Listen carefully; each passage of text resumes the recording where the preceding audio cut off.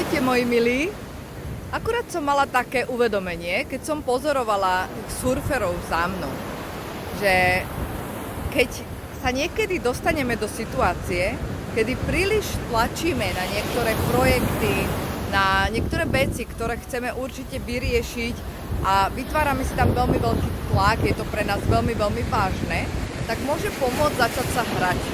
Urobiť jedno, chytiť jednu vlnu a uvidieť, ako na ňu naskočíme. Chytiť druhú vlnu a znova sa s ňou zahrať. Znova vyskúšať, aké je to nastúpiť inak na ten súd. Títo surferi za mnou neustále vracajú naspäť a idú chytiť ďalšiu vlnu. Niektorú dokonca vynechajú, pretože ju nestihnú, alebo preto, že akurát nemajú silu a zbierajú silu.